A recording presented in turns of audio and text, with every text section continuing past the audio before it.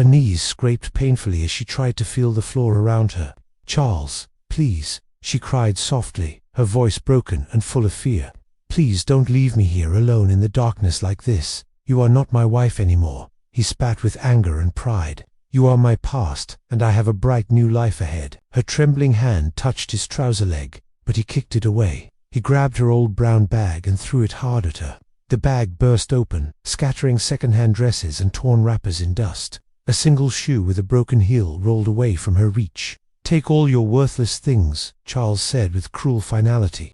Loretta moved her hands slowly through the dirt, searching for clothes. "I can't see anything, and I cannot walk without your help." He lifted his shoe high as if to kick her face hard. Loretta covered her head with both arms and begged for mercy. "I finally got a job today at Anderson Group of Companies. Do you know how big that company is and what it means?" Loretta stayed silent, knowing it was his dream job for years.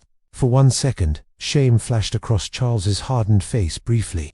Then he leaned close and said slowly, "That was your choice." Before blindness, Loretta was strong and worked hard every single day. She walked deep into the bush to cut heavy firewood alone. Charles needed transport money for an important interview in Port Harcourt. She went deeper into the bush for thicker, more valuable wood. She swung the axe hard, and a sharp piece flew upward. It struck both her eyes with burning, unbearable force instantly. She screamed loudly, dropping the axe and falling to her knees. The nurse said urgent surgery was needed, but money was absent. Charles promised, "Baby, hold on, I'll find the money soon." She believed him and waited patiently through weeks of darkness. "I can't cross the street or cook without someone's help." Charles grabbed her arm roughly and dragged her across ground.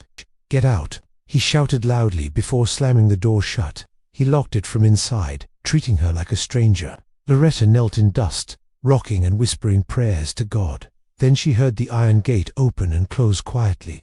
Charles was gone, leaving her blind and abandoned outside. Blood showed where old scars reopened from her painful fall. Her phone rang suddenly inside the scattered, dusty belongings.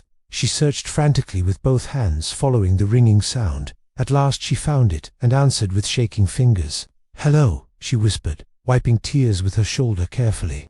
A calm male voice said, "Am I speaking with Miss Loretta O'Cooley?" "Yes," she replied slowly, confused by the formal full name. "I'm Sam, General Manager of Anderson Group of Companies." "There is no mistake," Sam said softly and respectfully. "I'm blind and can't come alone," she explained quietly. "Give me your address. I am coming to you now." Minutes later, a smooth, quiet car arrived at the gate. Strong, careful hands lifted her gently from the ground. The car drove away as Loretta held her hands tightly. She feared it was all a dream or cruel joke. Sam sat beside her, calm and reassuring throughout the ride. "What if this inheritance is not really for me?" They arrived at the grand headquarters with echoing space. A lawyer introduced himself and began explaining everything clearly. "Chief Anderson passed away and left you in his will."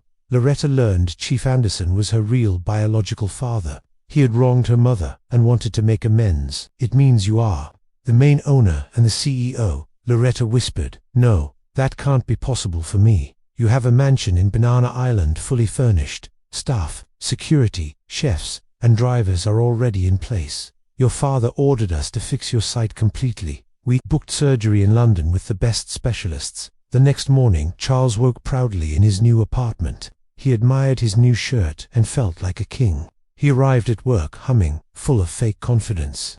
The office buzzed with news of a new CEO arriving. Charles shrugged, unaware the new CEO was his abandoned wife. In London, Loretta opened her eyes after successful surgery. She could see light, shapes, and then everything clearly. Tears of joy rolled as she saw her own hands. 2 weeks later, she returned to Nigeria in style. Reporters flashed cameras as she stepped off the jet. She entered headquarters with confidence and removed sunglasses. The entire floor went silent as she introduced herself. "Loretta Anderson, your new CEO," she announced calmly. Her eyes met Charles's, and she smiled knowingly. Charles's legs weakened. He could not believe his eyes. She said he would work directly under her supervision. Later, Charles begged for forgiveness in her office.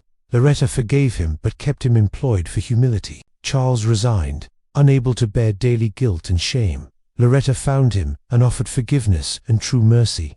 She arranged community work for him in Enugu far away. Under her leadership, Anderson Group thrived with compassion. Loretta helped struggling staff, remembering her own past pain. Charles found peace, teaching children and planting trees. Both found freedom through forgiveness and sincere repentance. Loretta realized blindness can live in a cruel heart. As the sun set, she smiled at the calm sea. Life had turned tables, and grace had healed them both. Years later, on a quiet evening in Banana Island, Loretta stood on the wide balcony of the mansion that had once felt like an impossible dream. The sea breeze carried the scent of salt and frangipani as the sun dipped low, painting the sky in soft gold and rose. She was no longer the woman who had knelt in dust, reaching for a voice that offered only cruelty. Time, mercy, and quiet strength had reshaped her. Inside, the house was alive with gentle laughter. Her adopted daughter, Amara, a bright-eyed girl, rescued from a rural orphanage Loretta had funded, was practicing piano in the living room. The notes drifted upward, imperfect but earnest, the sound of a child who had never known hunger or fear. Loretta closed her eyes for a moment and let the music settle over her like a blessing. She had not sought motherhood at first. It had found her in the faces of children who reminded her too much of her former self, vulnerable, overlooked, yet full of unspoken hope. Her phone vibrated softly on the marble railing. The screen showed a name she had not seen in years. Charles. She hesitated, then answered. Loretta. His voice came, quieter now, stripped of the old arrogance. It's me. I know, she said calmly. There was no chill in her tone, only the steady warmth of someone who had long ago released bitterness.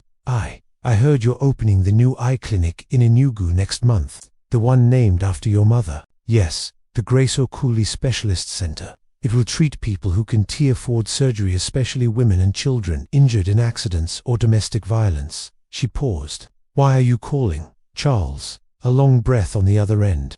I wanted to ask if I could attend the opening. Not as a guest of honor or anything, just to be there, to help, if you'll let me. Loretta looked out over the darkening water. She remembered the day he had resigned, how he had stood in her office with shoulders bowed, unable to meet her gaze. She had not gloated. Instead, she had offered him a quiet path, a small coordinator role with the Rural Development Foundation she funded in Enugu State, teaching literacy, planting trees, building school blocks, simple work that required humility more than skill. He had accepted, moved back to the village, and, to everyone's surprise, stayed. Over the years, reports reached her. Charles arriving early to clear land for new classrooms, staying late to coach children in reading. He lived modestly, sent part of his salary to support his aging aunt, and never spoke of the past unless asked. People said he had changed. Loretta had chosen to believe them, but from a careful distance. Now his voice carried something new, genuine humility. I think, she said at last, it would mean a lot to the community if you were there. You've done good work these past years. The children speak highly of Uncle Charles. Silence, then a soft, shaky exhale. Thank you, Loretta. Truly. After the call ended, she remained on the balcony until the stars appeared. Amara came to find her, slipping a small hand into hers. Mama, will you read to me tonight? Loretta smiled and bent to kiss the girl's forehead. Of course, my love. Later, tucked into bed with Amara curled against her, Loretta read from a worn book of folktales. When the child finally slept, she stayed a moment longer, watching the gentle rise and fall of breathing that was now the center of her world. The grand opening of the Grace Okuli Specialist Center arrived on a bright Saturday morning. The new building stood white and clean against the red earth of Enugu, surrounded by flowering flamboyant trees. Patients already waited, mothers with injured children, elderly farmers who had lost sight to cataracts, young women scarred by acid or accident. Loretta stepped to the podium in a simple blue Ankara gown, her hair neatly braided. Cameras flashed, but her eyes searched the crowd until they found him. Charles stood near the back with the volunteers, wearing a plain shirt and carrying a box of donated reading glasses. When their gazes met, he offered a small, respectful nod. She returned it with a gentle smile. In her speech, she spoke not of revenge or triumph, but of second chances. Many of us have known darkness, she said, her voice carrying clearly over the gathered crowd. Some of it falls on us without warning. Some of it we bring on ourselves. But light through light comes when we choose to help one another see again. After the ribbon was cut and the first patients welcomed inside, Loretta walked the grounds. Children ran to her, hugging her legs. Staff greeted her warmly. Then she saw Charles kneeling beside an elderly woman, carefully adjusting new glasses on her face. The woman gasped, tears streaming. "I can see my grandchildren," she cried. Charles looked up, eyes shining. For the first time in years, he smiled, small, genuine, unforced. Loretta approached and placed a hand lightly on his shoulder. After the ribbon was cut and the first patients welcomed inside, Loretta walked the grounds. Children ran to her, hugging her legs. Staff greeted her warmly. Then she saw Charles kneeling beside an elderly woman, carefully adjusting new glasses on her face. The woman gasped, tears streaming. "I can see my grandchildren," she cried. Charles looked up, eyes shining. For the first time in years, he smiled, small, genuine, unforced. Loretta approached and placed a hand lightly on his shoulder. "You kept your promise," she said quietly. "You found a way to give back the light you once took." He shook his head. "No, Loretta, you gave me the chance to try. I will never stop being sorry for what I did, but I will spend the rest of my life being grateful you didn't let that sorrow define either of us." She squeezed his shoulder once, then moved on to greet the next patient. That evening, as the sun set again over calm waters, this time the rolling hills of Loretta sat on a simple wooden bench outside the new clinic. Children played nearby. The air smelled of fresh paint and possibility. She thought of the girl who had once crawled in dust, blind and abandoned. She thought of the man who had walked away, and the man who had chosen to return in service. And she whispered a quiet prayer, not for justice, not for vindication, but for continued grace. Because in the end, the greatest revenge is not to become what hurt you, but to become the healing you once desperately needed. And Loretta Anderson had become exactly that.